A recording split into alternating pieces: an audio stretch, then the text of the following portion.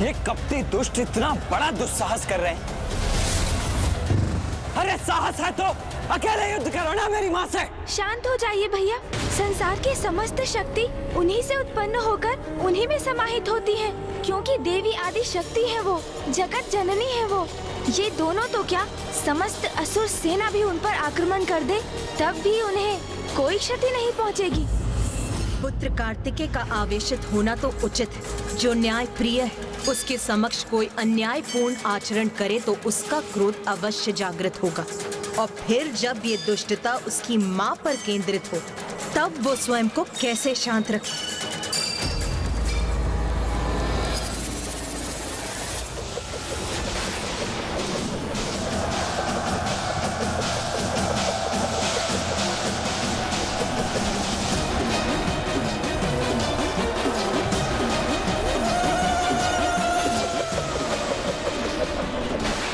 तुम्हारे प्रत्येक प्रहार का उत्तर है मेरे पास।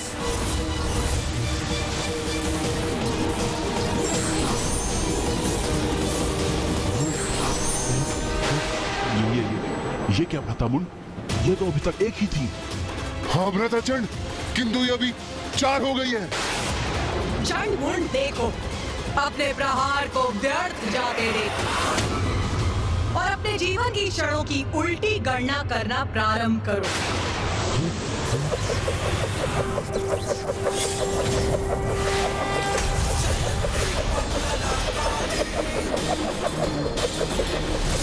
हमारे मायावी चक्र रोक दिए, जो मृत्यु प्रदान किए बिना नष्ट ही नहीं हो सकते। उन्हें हमारी ही सेना पर लक्षित कर दिया इस देवी ने।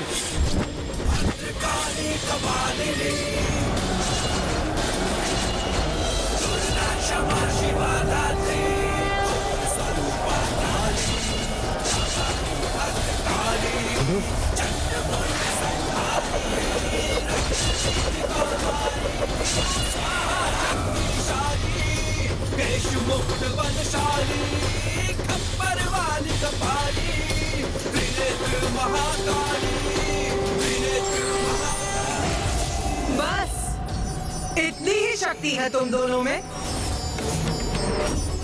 यही थे तुम्हारे सबसे शक्तिशाली आयुध शस्त्र। माँ ने सर्वथा उचित किया। इनके चक्रों से ही इनके सारे असुरों का वध कर दिया। असुरों का तो स्वभाव ही ऐसा है भैया। सती यदि उनके समक्ष आकर स्वयं कहे कि वो सत्य है, तब भी उस पर विश्वास नहीं करेंगे ये। उसे भी अपनी अहंकार की कालिमा से ढकने का प्रयास करेंगे ये, और जिसका परिणाम सदा इनका विनाश ही होगा। माता ने तो ये प्रहार बड़ी ही सरलता से टाल दी, किंतु मैं निश्चित तभी होगा जब माता इन दोनों भ्राताओं चंड और मुंड का वध करेंगे। भ्रातामुंड। हाँ भ्राता।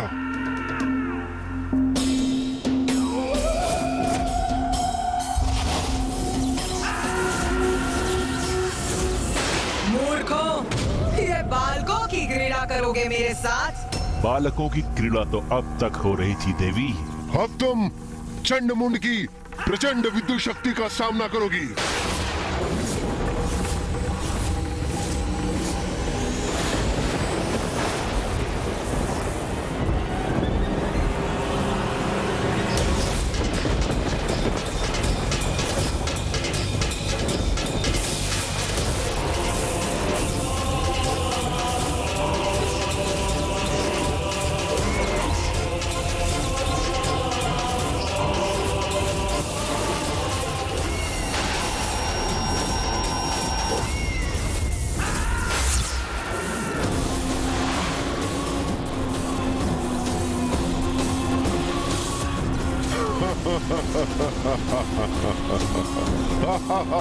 अपना जाल बुनेंगे मेरे चारों ओर। शीघ्र इनका ये भ्रम भी भंग होगा।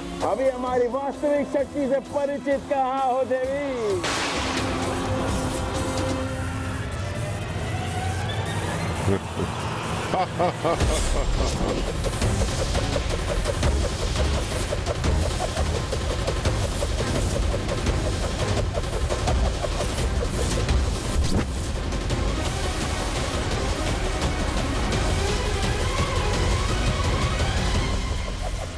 चंडमुंड, होते देखो।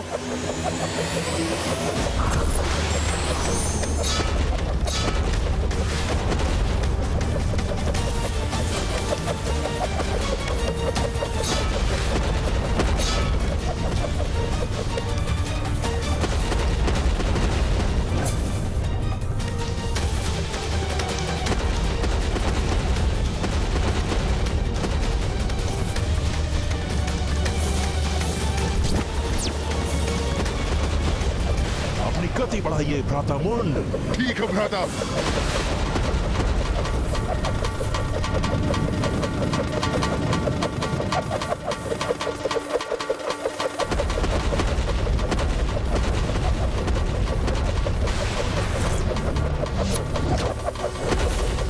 अपनी गति और बढ़ाओ भ्राता मुंड, थका दो इस देवी को। भ्राता चंड, उचित सुझाव है तुम्हारा। लो, मैंने और तेज कर दी अपनी गति।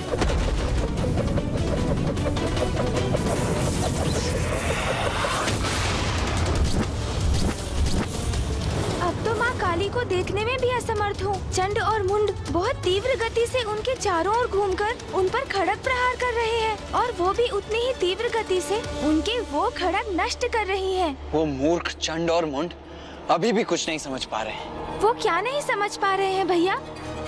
यही गणेश कि माँ तो इन दोनों के साथ क्रीड़ा कर रही है, जिसके उपरांत जितनी तीव्रता से माँ का क्रोध जागृत होगा उतनी ही अधिक दुर्दशा होगी इन दोनों की।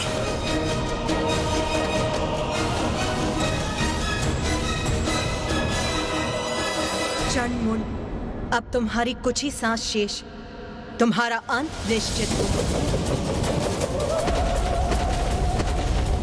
क्या हुआ देवी? हमारे प्रहार संभाल नहीं पा रही हो क्या? अरे वो संभालेगी भी कैसे भ्राता चंड? अकेली नारी इतने प्रचंड प्रहारों का सामना कैसे कर सकती है?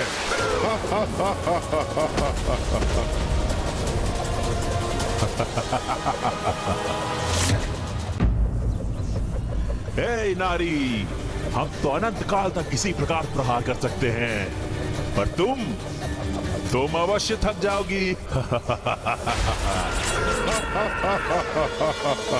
तुम्हारे कोमल कोमल हाथ उठने से मना कर देंगे, तब तुम अपना शीश झुकाने में विवश हो जाओगी। तुम पर अनेकों प्रहार कर तुम्हें छत विछत कर देंगे। हाँ, फिर हम अपना समस्त ध्यान उस देवी कौशिकी पर केंद्रित करेंगे।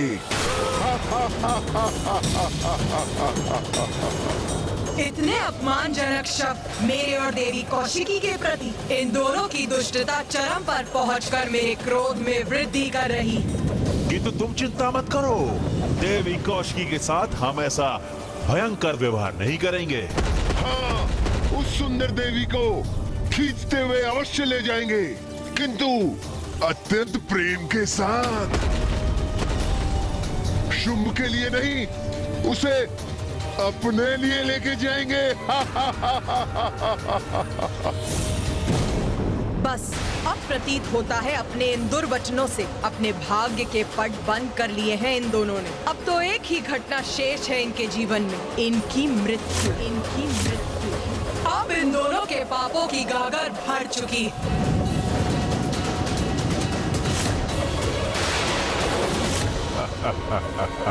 क्या हुआ देवी, हाथ क्यों झुका लिए?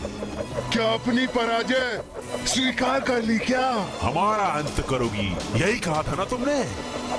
अब देखो, हम करेंगे तुम्हारा अंत।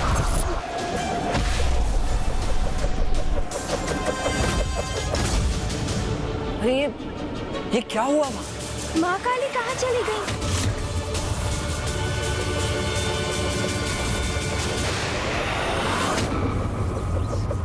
भ्राता मुंड, वहाँ कुछ घटित हुआ है। हाँ भ्राता चंड, वो देवी अब दिखाई नहीं दे रही है। हमें थोड़ा ध्यान से देखना चाहिए। उचित है, लेकिन उसके लिए हमें अपनी गति धीमी करनी पड़ेगी।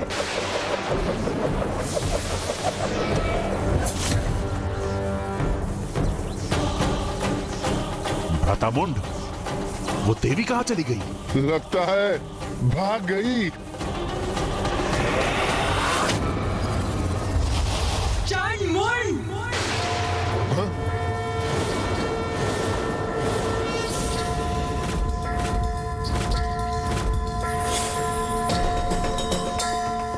भ्रातामुंड, ये तो यहाँ है। हाँ भ्राताचंड, देख रहा हूं मैं, ये हमसे भी ऊपर पहुंच गई है।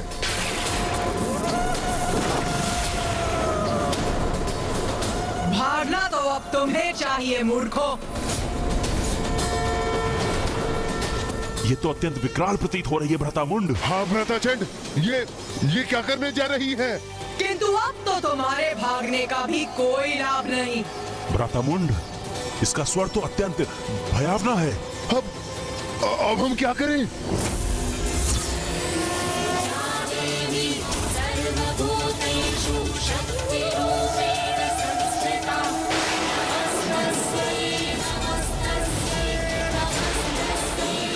मैंने कहा था ना, अंततः माँ इनकी बड़ी दुर्दशा करेंगी। अरे ये क्या कर रही हो तुम देवी? मुक्त करो मुझे। ये तो मुझे उठा क्यों रही हो?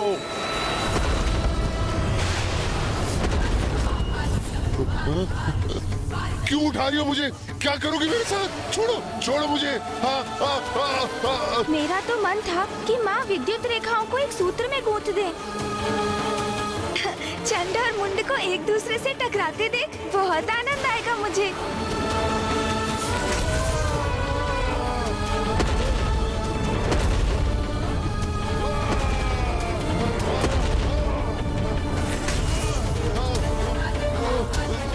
तुम्हें तीव्र गति से घूमकर वार करने में बहुत आनंद आ रहा था ना? तो लो, अब और गति देती हूँ तुम्हें। अब और तीव्रता से घूमो।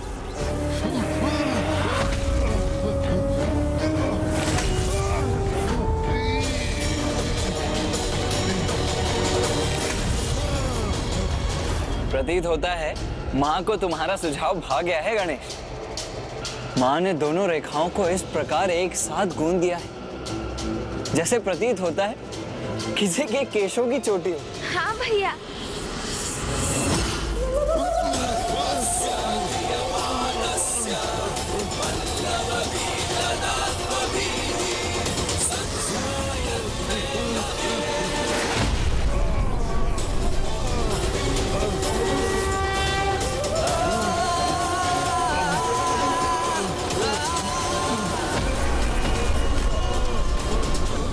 ये इस प्रकार विद्युत से कैसे प्रभावित हो रहे हैं? क्योंकि माता ने इन दोनों को एक साथ जोड़ दिया है, इसलिए चंड सीधे मुख है और मुंड उल्टे मुख। विपरीत विद्युत ऊर्जाओं के एक साथ आने से विद्युत ऊर्जा के प्रवाह में एक तरात्म स्थापित हो गया है और ये विद्युत भली भांति निरंतर प्रवाहित होती रहेगी और ये दोनों भी इसी प्रकार अपनी ही ऊर्जा से प्रभावित होते रहेंगे।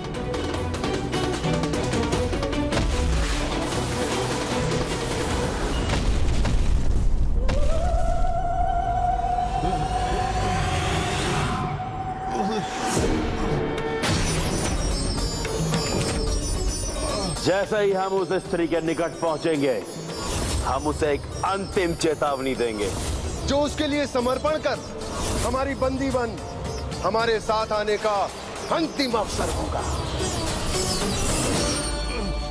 मैं तुम दोनों को अंतिम चेतावनी देती हूँ। देवी कौशिकी के समक्ष समर्पण करो, उनकी शरण में आ जाओ।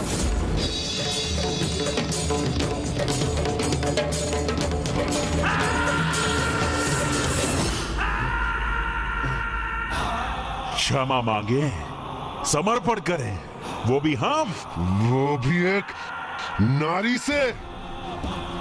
हमसे तो क्षमा अब तुम मांगोगी।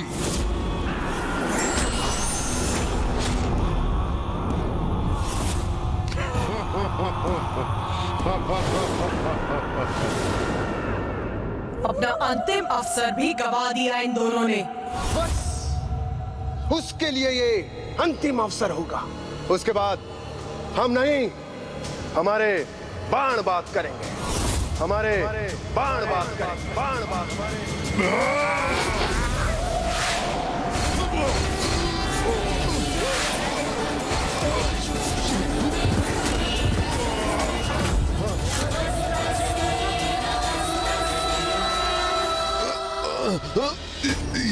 ये क्या कर दिया देवी? हमें अब अपने ही बाणों से भेद दिया। बहुत पीड़ा हो रही है। उस पर बाणों की ऐसी बौछार करेंगे कि वो उनसे आहत होकर लहूलुहान हो जाएगी। वो चीत्कार करेगी, हमारे बाणों के बंधन से मुक्त होने के लिए समस्त प्रयास करेगी। अपने कोमल कोमल हाथों से अपने बाणों को हटाने का प्रयत्न करेगी। तब मैं और चंड उसे अपने विद्युत पाश फेंककर बंदी बना लेंगे। अब अपने पाश से बंदी बनाऊंगी तुम्हें।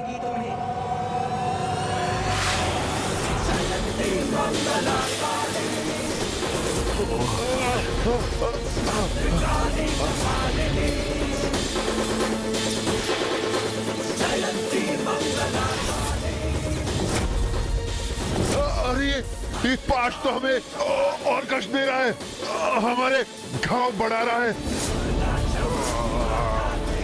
छोड़ दो हमें, और कोई भूल नहीं करेंगे हम। हमें जाने दो, हमें जाने दो।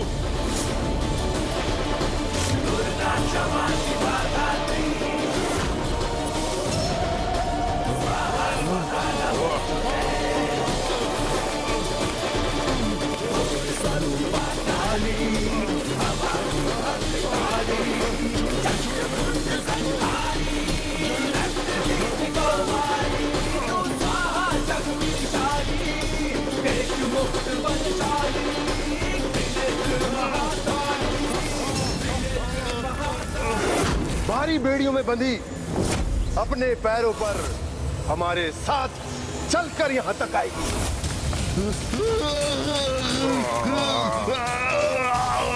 मैं उसके केश थाम लूंगा। वो हमारे आगे हाथ जोड़कर असहाय अवस्था में आकर रुदन करेगी।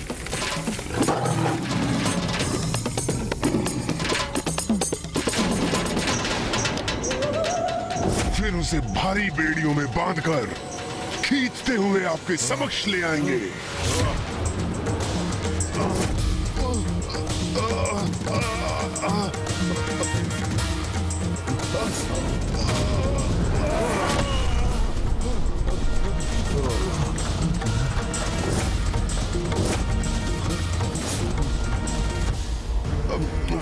वो हमारे आगे हाथ जोड़कर असहाय अवस्था में आकर रुदन करेगी।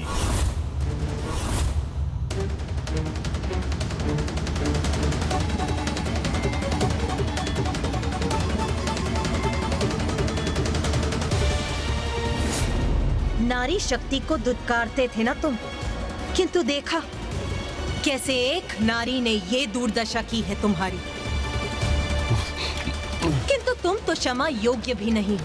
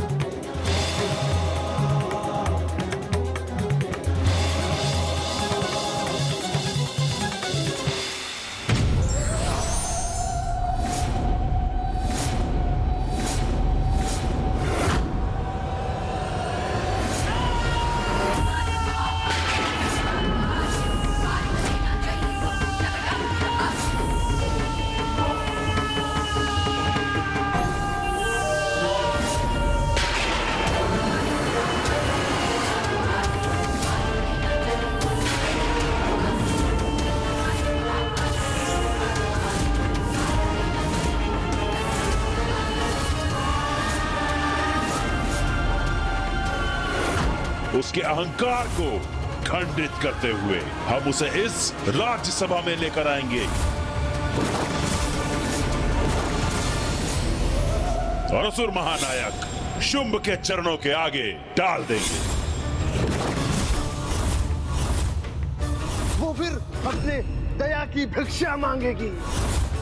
असुर महानायक शुंभ के चरणों में गिर के दया की भिक्षा मांगेगी। असुर महानायक शुंभ के चरणों में गिर के दया की भिक्षा मांगेगी।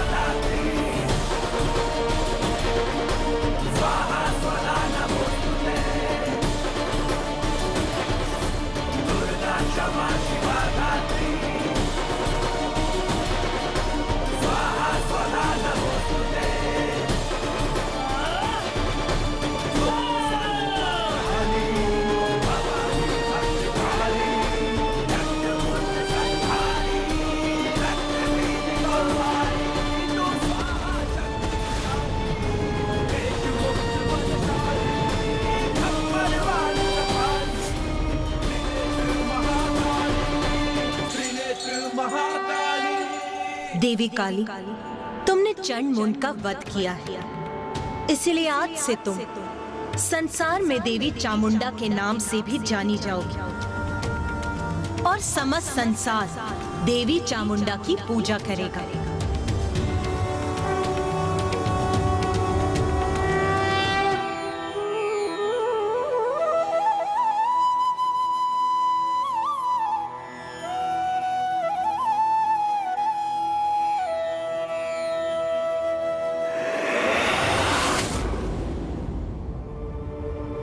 और लूलू, उसने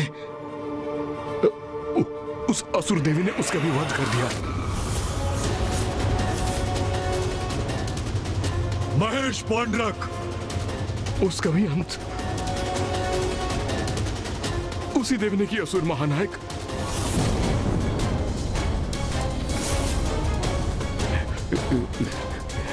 मुंड, असुर सेनापति मुंड भी उस देवी के समक्ष जीवित नहीं बचे।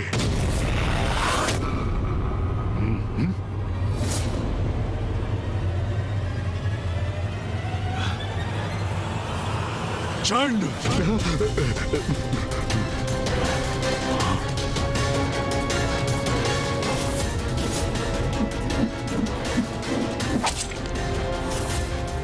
कैसे बताऊं असुर महानायक को चंड का भी अंत किया देवी ने।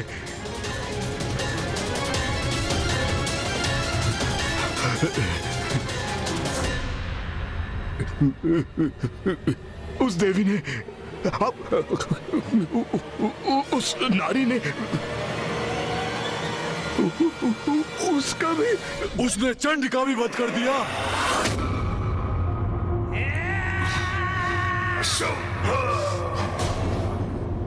चंड मुंड जैसे पराक्रमी असुरों को, मेरे सेनापतियों को पराजित कर दिया उसने।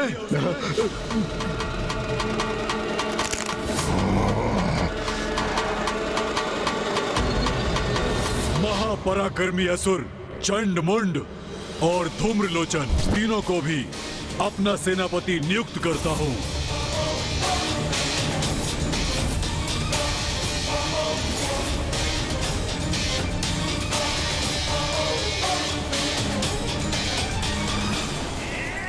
वो दुष्ट नारी, मैं उसका अंत कर दूंगा, अंत। ये क्या कह रहे हैं आप देव सेनापति निशुंभ?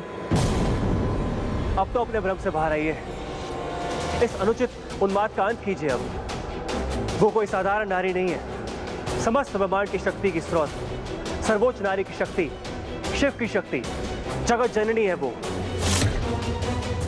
कोई भी हो, मैं उसका अंत कर दूंगा, अंत। निशुंभ,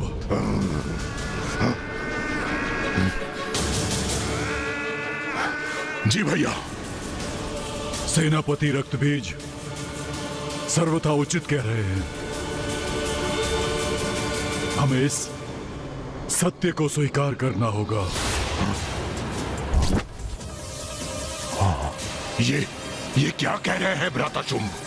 हम असुर पराजय स्वीकार कर लें? यही उचित होगा। इसी में हम सभी असुरों की भलाई निहित है।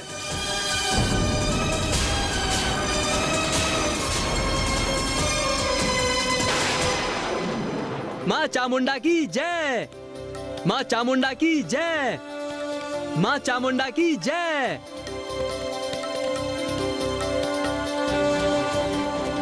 गणेश जी, मैं स्वयं को रोक ही नहीं सका।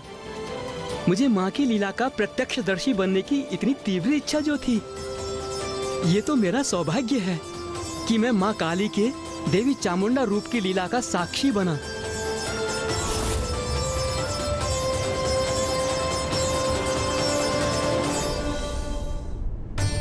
आपकी लीला तो दिव्य और अपरंपार है माँ। आपकी लीला ने ही हमें एक चमत्कारी युद्ध का प्रत्यक्षदर्शी बनाया और आपकी ही लीला के कारण माँ चामुंडा का नाम भी जगत के समक्ष आया। चंड और मुंड का वध करने के कारण आज से आप देवी चामुंडेश्वरी और मुंडेश्वरी नाम से भी संसार में पूजी जाएंगी। आपके मंदिर की स्थापना होगी, जहाँ आपके दर्शन मात्र से आपके भक्तों में शत्रुओं पर विजय प्राप्त करने की शक्ति प्राप्त होगी। प्रणाम माता। मैं अचंभित हूँ कि एक नारी से भयभीत होकर हम पराजय स्वीकार कर लें। ये आप सुझाव दे रहे हैं भ्राताशुंभ? इसमें अचंभित होने को क्या है भ्राता निशुंभ?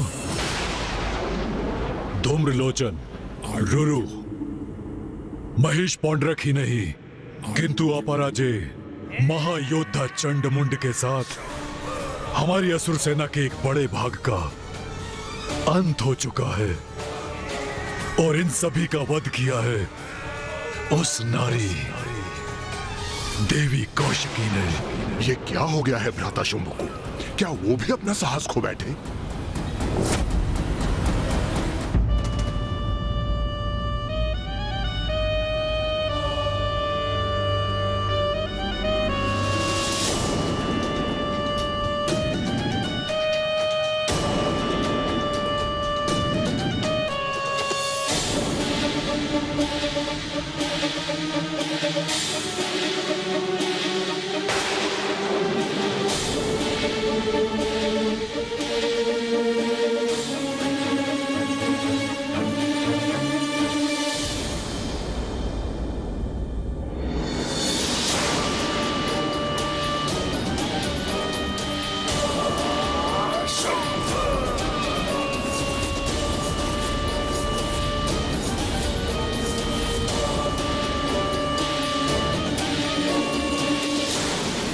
सत्य है ना, उस देवी ने हमारे प्रचंड असुर योद्धाओं का वध कर दिया, फिर भी तुम्हारा क्रोध जागृत नहीं हुआ?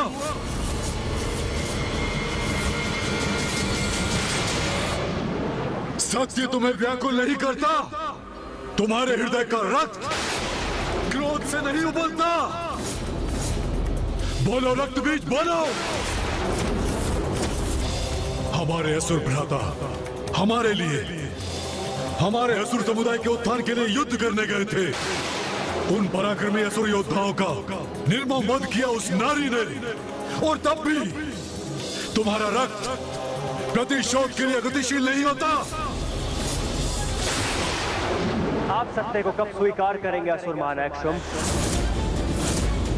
अपने मति भ्रम का परित्याग कीजिए, जिनसे प्रतिशोध लेने के लिए आप मुझे प्रेरित कर रहे हैं। वो कोई साधारण नारी नहीं है, जगत जननी है। पुनः वही राग अलाप रहा है ये? असुर महानायक शुंभ उनकी शक्ति को पहचानिए। बस रक्तबीज बस। धिक्कार है तुम पर, धिक्कार है। जगत जननी देवी शक्ति माता, तुम्हारे मुख से निकले इन शब्दों का श्रवण करते करते थक चुका हूं मैं। मात्र शब्द नहीं है ये असुर महानायक शुंभ, इन्हीं शब्दों में सत्य निहित है। प्रतीत होता है सत्य कुछ और ही है। बताओ मुझे, असुर गुरु शुक्राचार्य द्वारा आयोजित प्रतिस्पर्धा में तुमने क्यों भाग लिया था? बताओ मुझे। स्मरण रहे, अब असुर शक्ति के उदय का समय आ गया है। अब बहुत हुई पराजय, अब जय होगी असुरों की, और आज ही हम इस जय का आरंभ करेंगे। यदि उस स्पर्धा में विजयी होकर तुम असुर महानायक के पद पर प्रतिष्ठित होते तो क्या करते? बताओ रक्तबीज, बताओ। क्या करते ये तो स्पष्ट है। असुर समुदाय के मान को दांव पर लगा देता ये, और इसके अधीन सभी असुर योद्धा उस नारी के भय से अपने अस्त्रों को छोड़कर कंगन धारण कर कहीं छिपे बैठे होते। अपना स्वर नीचे रखो रक्तबीज, नीचे। मेरे भ्राता के शब्द चुप गए तुम्हें, तो आज सत्य कह ही दो। बताओ मुझे, तुम्हारी निष्ठा हम असुरों के प्रति है या उस नारी के प्रति? असुर महाराज शुंभ, मुझ पर आक्षेप लगाने के पूर्व तनिक समझने का प्रयास कीजिए। ईश्वर से युद्ध कर हम कभी विजय नहीं हो सकते। ईश्वर, वो नारी, एक कुटिल कपटी मायावी नारी तुम्हारी ईश्वर है, और उसकी शक्ति में तुम्हें इतना विश्वास और उसके प्रति तुम्हारी इतनी श्रद्धा है। रक्तबीज, तुम मुझसे युद्ध न कर उसकी सुरक्षा सुनिश्चित कर रहे हो। देवी कौशिकी को मेरे संरक्षण की आवश्यकता नहीं है। मैं आपको और असुरों का बचाव करने का प्रयत्न कर रहा हूं, क्योंकि यदि आप निशुंभ, मैं और अन्य असुर शेष ही नहीं रहे तो इस युद्ध का असुरों को क्या लाभ होगा? अपनी जान गंवाकर भी हमें क्या प्राप्त होगा? बस बस रक्तबीज, बस।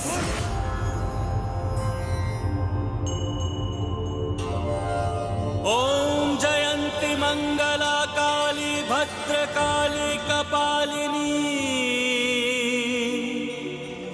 दुर्गा क्षमा शिवा धात्री स्वाहा स्वधा नमोस्तुते।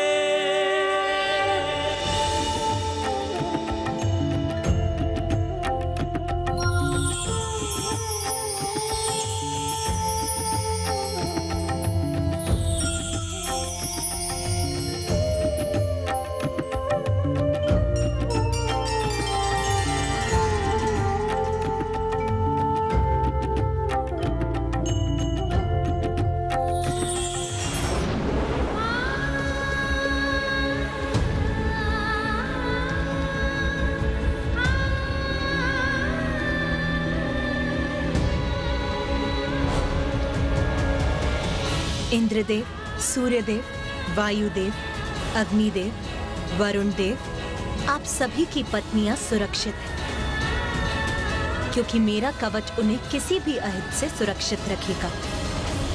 माता, आपका कोटि कोटि धन्यवाद। आपने कृपा कर हमारी सारी चिंताएं हर ली।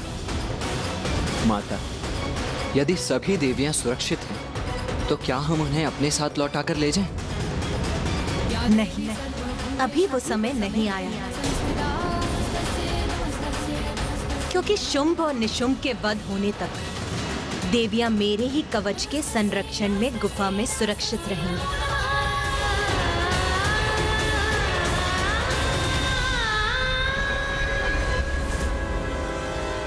देवी कौशिकी को मेरे संरक्षण की आवश्यकता नहीं है।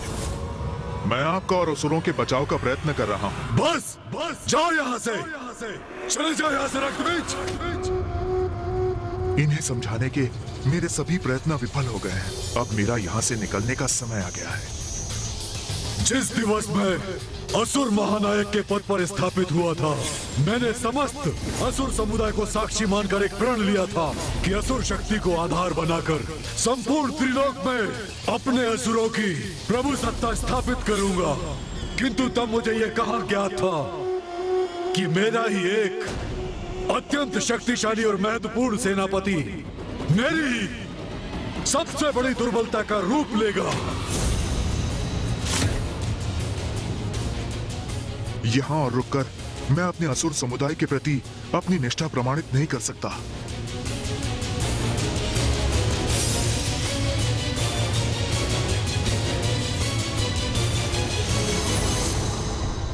जाओ रक्तबीज जाओ, भाग जाओ यहाँ से, क्योंकि तुम्हारा आज ये पलायन असुरों के साथ महाद्रोह है। किंतु ये तुम्हारा स्वभाव ही है। महान असुर सम्राट महिषासुर ने तुम्हें मंत्री बनाया और जब उनका विकट समय आया तुम उन्हें अकेला छोड़कर भाग गए। जो तुमने पूर्व में किया वही तुम आज भी कर रहे हो। रक्तबीज, तुम पर धिक्कार है। मुझे तो प्रतीत होता है कि तुम असुर ही नहीं हो। अवश्य तुम्हारी मां ने भी असुरों के साथ द्रोह किया होगा और अपने चरित्र को देवताओं के साथ कलंकित किया होगा, और तुम उस कलंक का परिणाम हो रक्तबीज।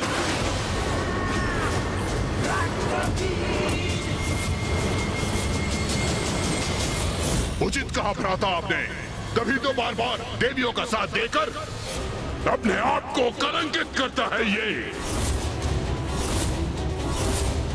सुना तुमने जो मेरे भ्राता ने कहा, वो कल सभी असुरों की जीवा पर होगा और सभी असुर यही कहेंगे कि तुम्हारी मां के ही कारण तुम्हारी निष्ठा देवताओं के प्रति है।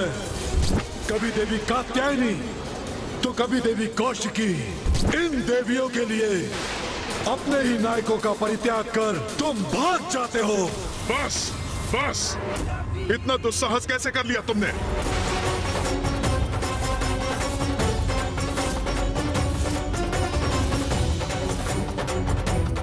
सभी सीमाएं लांघ गए हो तुम। मेरी मां के प्रति अपशब्द कहा तुमने। तुम्हें इसका दंड मिलेगा। अपने हाथों से तुम्हारा वध करूंगा मैं। स्तंभन!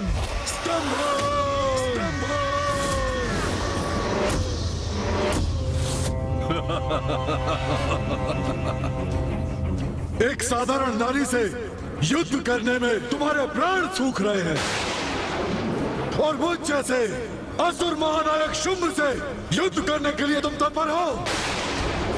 यह कैसा परिहास है? इस बंधन से मुक्त होता तो अभी अपनी शक्ति का परिचय देता तुम्हें। तुम्हारी मां को लेकर कुछ कह दिया तो तुम इतने क्रोधित हो गए, किंतु तुम्हारे इतने असुर योद्धाओं का वध हो गया और तुम पर कोई प्रभाव नहीं पड़ा। भ्राता शुंभ ये क्या कर रहे हैं? यदि रक्त बीज के तन से उसके रक्त की एक भी बूंद धरती पर गिरी तो वो उसके लिए एक बड़ी सेना उत्पन्न कर देगी, और यदि ऐसा हुआ तो ज्ञात नहीं वो सेना हमारी कैसी दुर्दशा करेगी। नहीं, भैया को उसे स्तंभन से मुक्त करना ही होगा।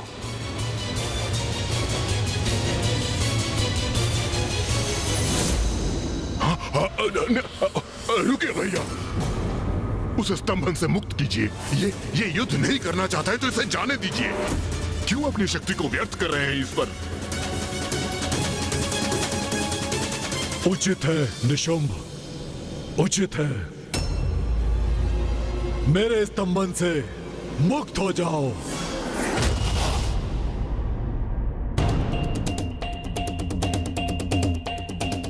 आपके रोकने के पूर्व मैं देवी कौशिकी से युद्ध करने जा रहा था। जिससे भविष्य में कोई भी मेरी मां के नाम को कलंकित करने का दुस्साहस न करे। एक निष्ठावान मंत्री होने के नाते मैंने महाराज महिषासुर को चेतावनी दी थी, और आज फिर आपको भी चेतावनी दे चुका हूं, जिसे समझने के लिए तैयार नहीं हैं आप। जो दुर्दशा धूम्रलोचन और चंडमुंड की हुई है, आज वही मेरी भी होगी, और उसका समस्त दोष आपका होगा। आपका अहंकार ही हमारे विनाश का कारण बनेगा। मैं अपने महानायक के प्रति अपने उत्तरदायित्व से भली भांति परिचित हूं, इसलिए मैं देवी कौशिकी से युद्ध करूंगा। किंतु आज असुर महानायक ने मुझे मेरा स्थान दिखा दिया है, मेरी मां का अपमान कर बता दिया है मुझे कि उनकी दृष्टि में मेरा स्थान कितना निम्न है। जय हो, असुर महानायक की जय हो।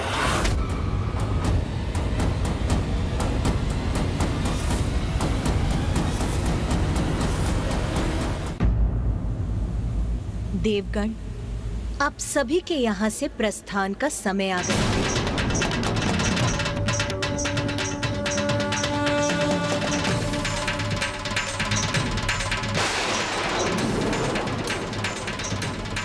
विंध्याचल पर्वत, वहीं स्थित है देवी कौशिकी।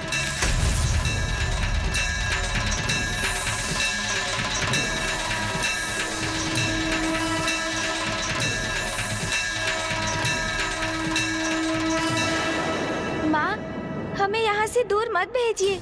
ये सब जो घटित हो रहा है और जो होने वाला है, ये सभी तो आपकी ही लीला है माँ। हमें भी यहाँ रहकर आपकी उसी लीला का प्रत्यक्षदर्शी बनने की अनुमति दीजिए माँ।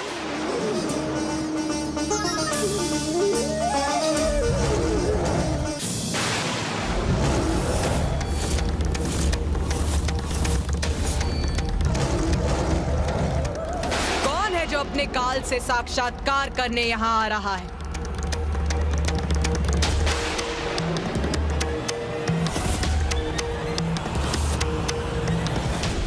रक्त बीज।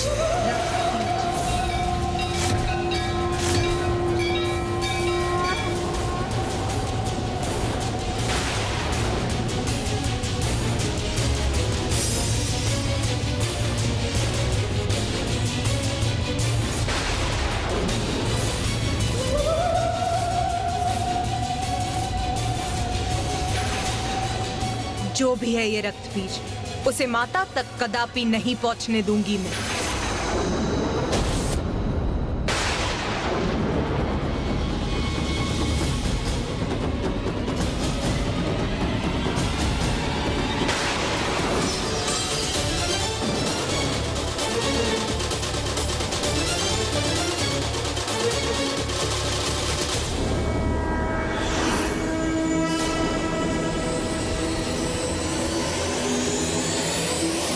जगत जननी,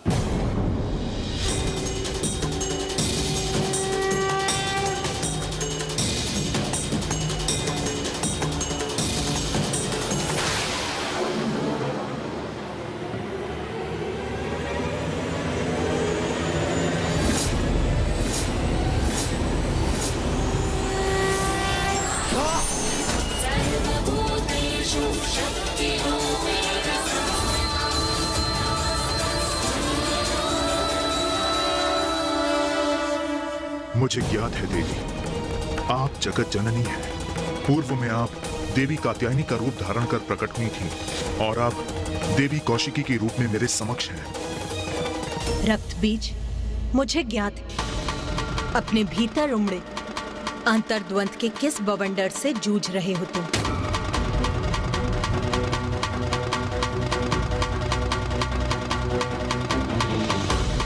मैं आपसे युद्ध करने के लिए विवश हूं जगत जननी।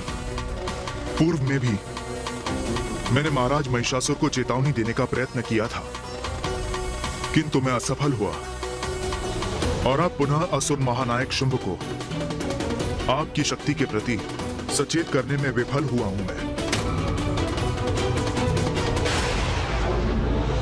तब भी और अब भी जो उचित था वही करने का प्रयास किया मैंने, किंतु मेरा प्रयास व्यर्थ हुआ। मेरे अपने मुझे द्रोही कहकर दुत्कारने लगे, मेरी माँ पे आक्षेप लगाकर उनका अपमान कर रहे हैं। मैं उस कलंक से मुक्ति पाने के लिए असुर महानायक शुंभ के सेनापति के रूप में आपसे युद्ध करने के लिए यहाँ प्रस्तुत हुआ हूँ।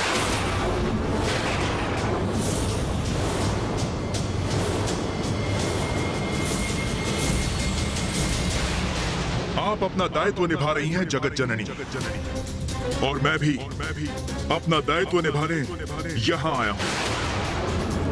ज्ञात है मुझे अंततः आपके हाथों मृत्यु होगी मेरी,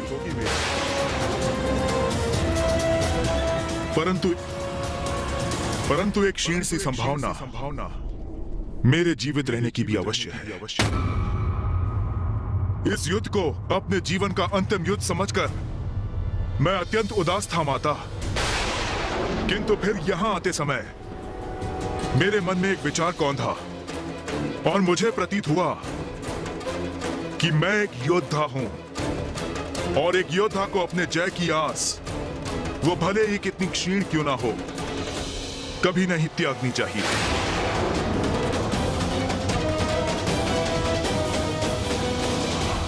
और ये उचित भी है, आप जगत जननी हैं, देवी शक्ति हैं, तो मैं बुराई का साथ देने पर भी हूं तो आपका ही अंश, अर्थात आप मुझ में उपस्थित हैं और मैं आप में। इसलिए हम दोनों भिन्न होते हुए भी एक ही हैं, और हमारी शक्ति का स्रोत भी एक ही है। जब शक्ति एक है तो फिर इस युद्ध में जहां आपकी शक्ति सफल हो सकती है, तो मेरी क्यों नहीं?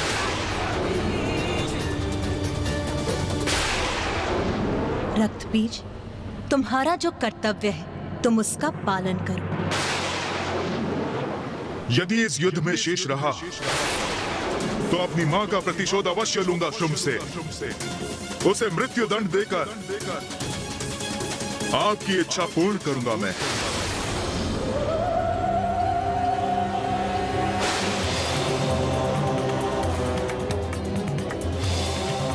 मैं आपसे युद्ध करने के लिए प्रस्तुत हूं माता।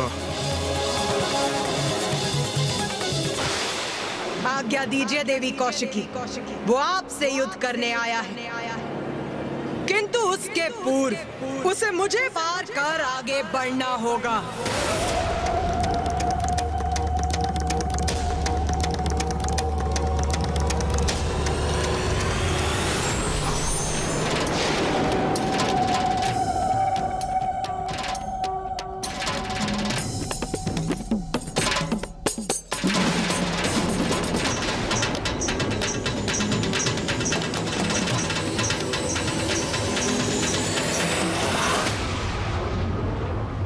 युद्ध करने आए हो ना यहाँ, तो उठाओ अपने अस्त्र शस्त्र, युद्ध करो मुझसे। मैं आपसे नहीं, देवी कौशिकी से युद्ध करने आया हूं। देवी कौशिकी तक पहुंचने के लिए सर्वप्रथम तुम्हें मुझसे आगे बढ़ना होगा, जो मैं कदापि होने नहीं दूंगी। देवगणों, भैया, मैं समझ नहीं पा रहा हूँ कि ये दुष्ट इतना संयमित क्यों है। युद्ध क्यों नहीं कर रहा ये रक्तबीज? युद्ध तो मैं मात्र देवी कौशिकी से ही करूंगा।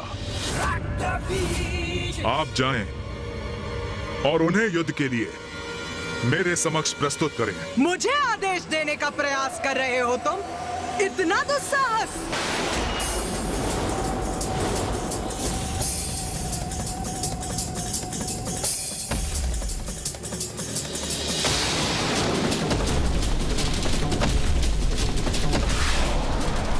आइए देवी, युद्ध कीजिए मुझसे, यही तो मैं भी चाहता हूं।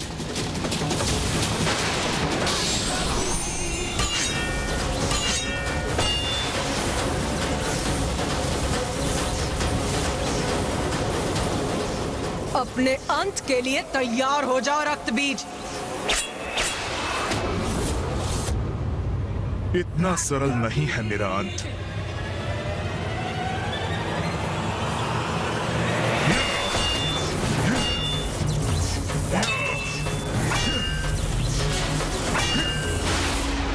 उस स्पर्धा में हमने जिस रक्त बीज को देखा था, ये उससे कितना भिन्न प्रतीत हो रहा है। इसमें आए इस परिवर्तन का क्या कारण हो सकता है? हाँ भैया, उसी का विचार तो मैं भी कर रहा हूँ। अभी तक माता पर एक वार तक नहीं किया है इस असुर ने। बस अपना बचाव। भैया, कोई तो बात है जो हम भूल रहे हैं।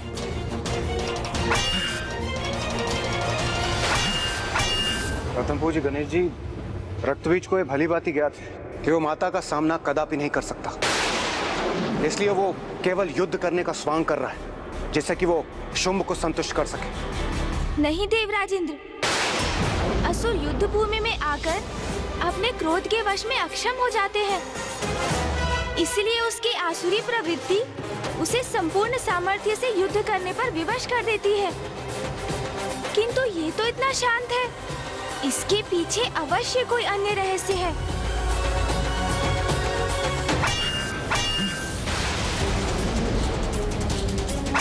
वार करो मुझ पर।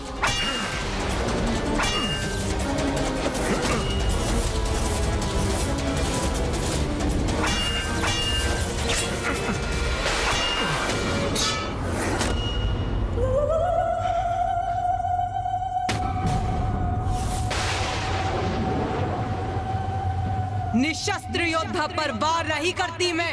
रक्तबीज, उठाओ अपना शस्त्र।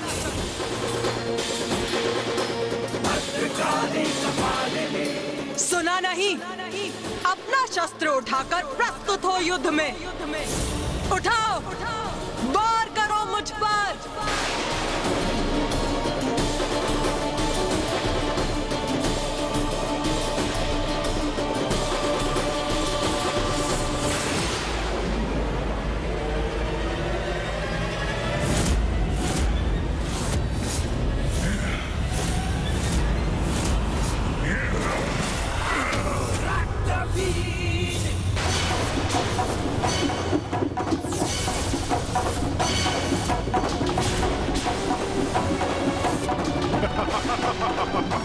ये क्या किया इस दुष्ट ने?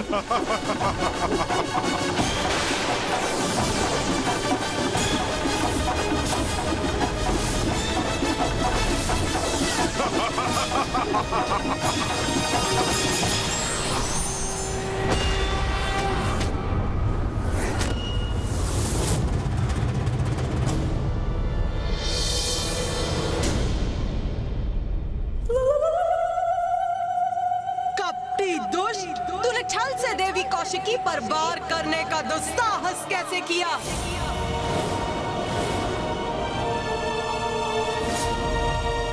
अब तेरा अंत करूंगी मैं। मुझे क्षमा करें जगत जननी, किंतु इस युद्ध में यही रणनीति अपनाने पर विवश हूं मैं।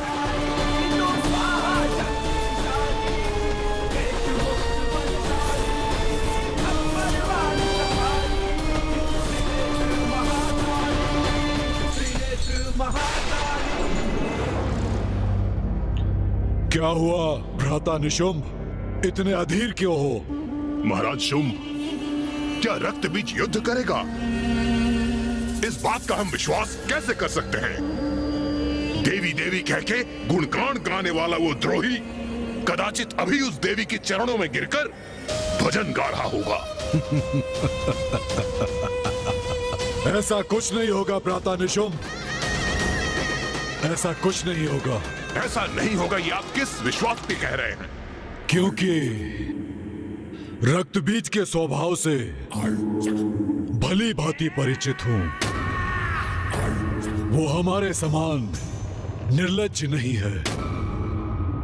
उसकी मां का अपमान कर हमने उसकी भावनाओं को ठेस पहुंचाई है, और वो मूर्ख अपनी मां के सम्मान के लिए अवश्य युद्ध करेगा, अवश्य करेगा। कहीं वो धूम्रलोचन, रूरू, महेश पौंड्रक और चंडमुंड के समान उसकी मृत्यु हो गई तो? कैसे होगी उसकी मृत्यु, जिसके रक्त के प्रत्येक बूंद से एक और रक्त बीज उत्पन्न होगा। उसका रक्त बहा तो सहस्त्रों रक्त बीज उत्पन्न हो जाएंगे उसके साथ युद्ध करने के लिए। इसलिए उसका अंत असंभव है। रक्त बीज पर प्रहार ही उसे और शक्ति प्रदान करेगा, उसे असुरों के शत्रुओं का अंत करने में सक्षम बनाएगा। समझे भ्राता निशुंभ? कुछ ही समय में रक्त बीज लौटकर अपने विजय की गाथा सुनाएगा।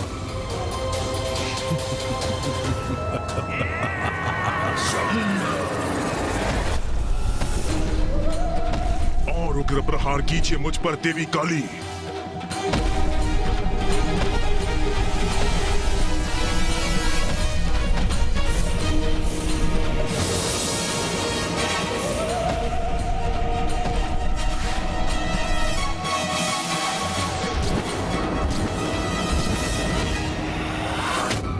कौशिकी पर छल युक्त प्रहार करने का उचित दंड प्राप्त होगा तुझे रक्त बीज। रक्त बीज? भैया, ये तो सर्वनाश होने जा रहा है। गणेश, क्या हुआ? तुम इस प्रकार इस असुर का नाम क्यों ले रहे हो? भैया, ये रक्त बीज तो वही असुर है जिसके रक्त से अनेकों असुर प्रकट होते हैं।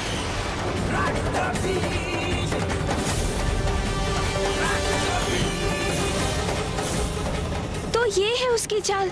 वो माता को क्रोधित कर रहा है, जिससे वो उस पर वार करे और उसका रक्त बहे, और जिससे उसके प्रतिरूप उत्पन्न हो और उसकी सहस्त्रों असुरों की सेना प्रकट हो जाए।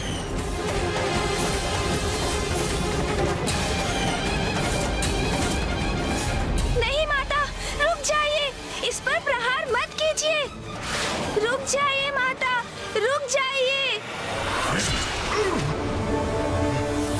यही तो चाहता था मैं।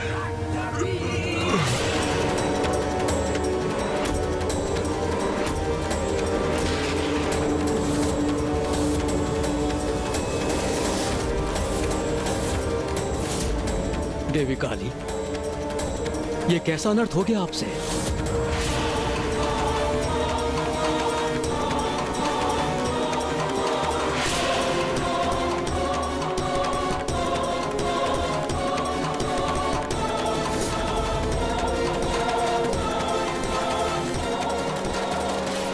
मुझे आप पर वार करना ही था, वही किया मैंने। मां काली को उत्तेजित कर स्वयं पर प्रहार कराने का यही उपाय था।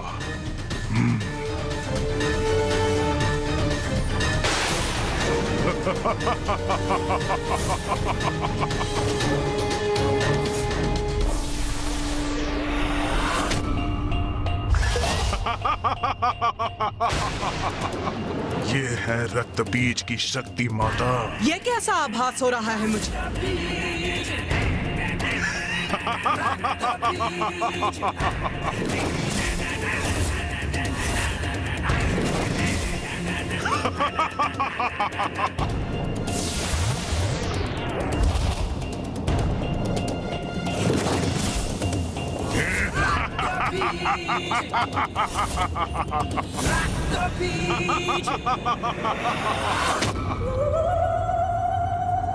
तो अभी अंत नहीं हुआ इसका?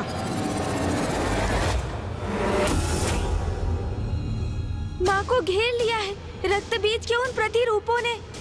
अब माँ इन सहस्त्रों असुरों का अंत कैसे करेंगी? रक्त बीज।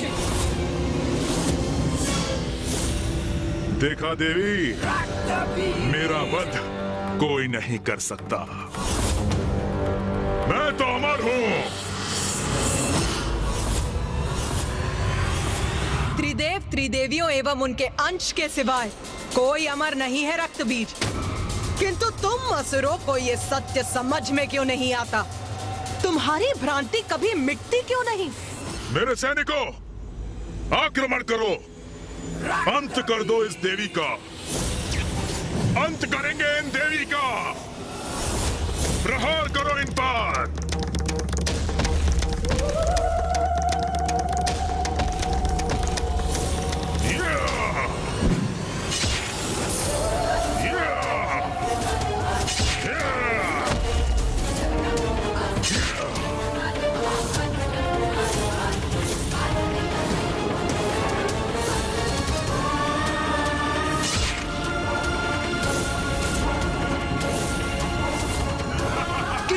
संख्या में प्रस्तुत क्यों ना हो जाओ, किंतु मैं तुम सभी का वध करूंगी।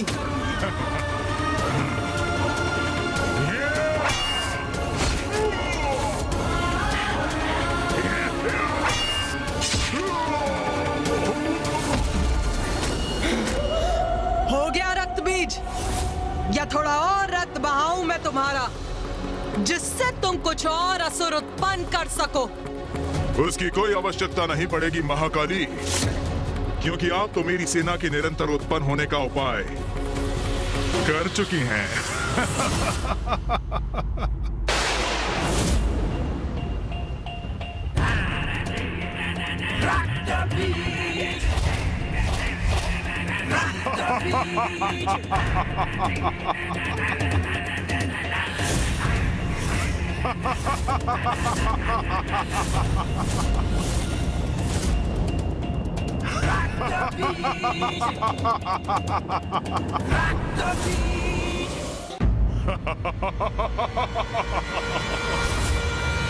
ये असुर तो निरंतर उत्पन्न होते रहेंगे, इनका तो कभी अंत ही नहीं होगा। हाँ गणेश, तुम उचित कह रहे हो गणेश।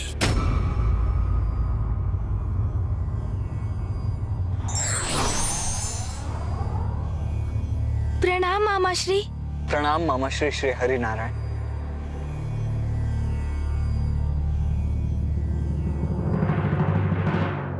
रक्त बीज और उसके असुरों का जितना रक्त बहेगा, उनके रक्त से उतने ही असुर उत्पन्न होंगे। किंतु मामाश्री, इन असुरों की उत्पत्ति और मरण के इस चक्र का अंत करने का कोई तो उपाय होगा।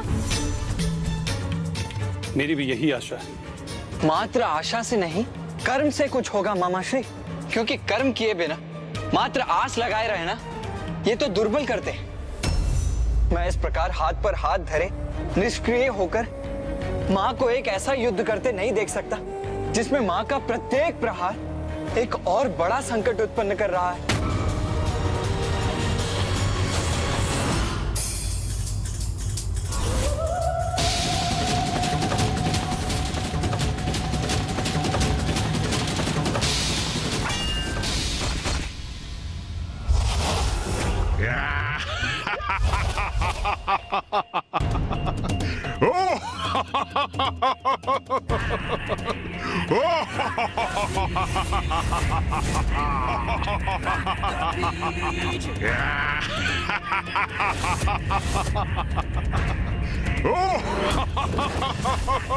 माता, मुझे इन असुरों से युद्ध करने की अनुमति दीजिए।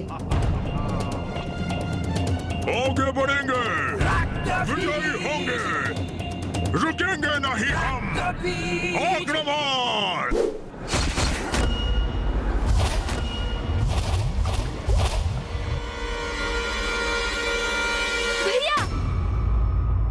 भैया, इस प्रकार आपको ऊंचे स्वर में रोकने का आशय नहीं था मेरा, किंतु मैं सशंकित हो गया भैया। सशंकित हो गए तुम? क्यों गणेश? कि कहीं आप माँ और इस असुर के मध्य युद्ध में हस्तक्षेप ना कर बैठे। किंतु यही तो उचित कर्म है ना गणेश।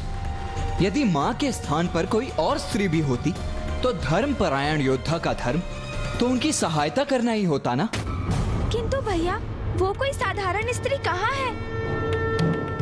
ये तो माँ के प्रति आपका स्नेह है, जिसके कारण आप उनकी क्षमता को अनदेखा कर रहे हैं। मैं अनदेखा कर रहा हूँ? क्या अनदेखा कर रहा हूँ मैं गणेश? यही भैया कि आप भी उनके एक भाग ही हैं। वो तो स्वयं संपूर्ण है, तो एक भाग संपूर्णता का सहायक कैसे हो सकता है?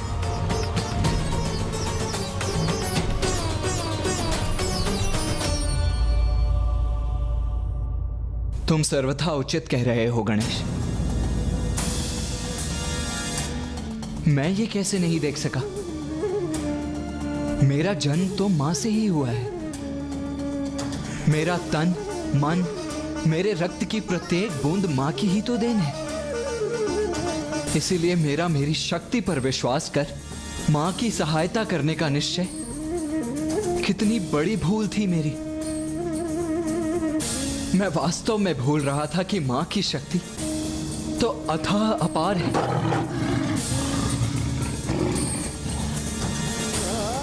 जैसे सागर का जल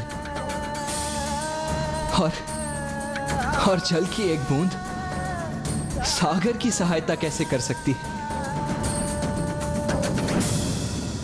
मैं अवश्य क्षणिक आवेग में बह गया था गणेश। आप उचित कह रहे हैं भैया। जिस प्रकार हमारे शरीर में स्थित रक्त की प्रत्येक बूंद माँ की ही देन है, उसी प्रकार रक्त बीज की देह का रक्त भी माँ का ही अंश है। उसी रक्त को माँ के विरुद्ध उपयोग करने में आतुर है, बिना ये जाने कि वो रक्त तो माँ से ही उत्पन्न होता है, अंत में माँ में ही समा जाता है। जो शक्ति उसे माँ से ही प्राप्त हुई है, उसका उपयोग माँ के विरुद्ध कर वो कभी युद्ध में विजयी नहीं हो सकता।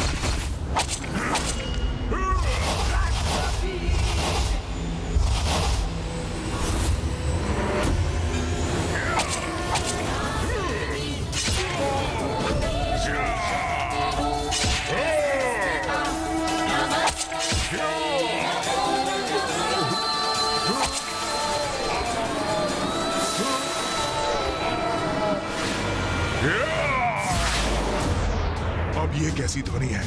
किसका आगमन हो रहा है?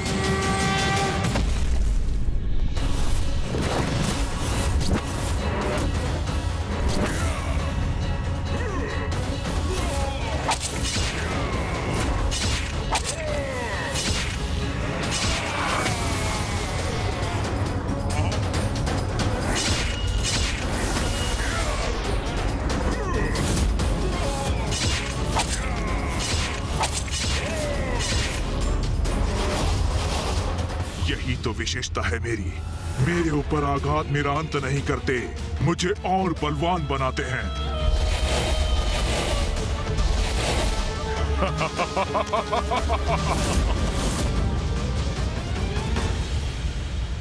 इस प्रकार तो ये असुर निरंतर उत्पन्न होते रहेंगे, इनका कभी अंत ही नहीं होगा।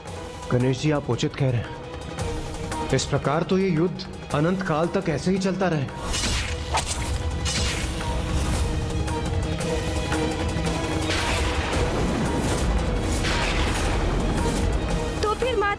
कैसे रक्त बीज को अपने रक्त से नवीन असुर उत्पन्न करने से रोकेंगी? योद्धा कितना भी शक्तिशाली क्यों ना हो, यदि वो अधर्म के साथ है तो उसका विनाश निश्चित है। For more updates, subscribe to our channel, click the show links and enjoy watching the videos.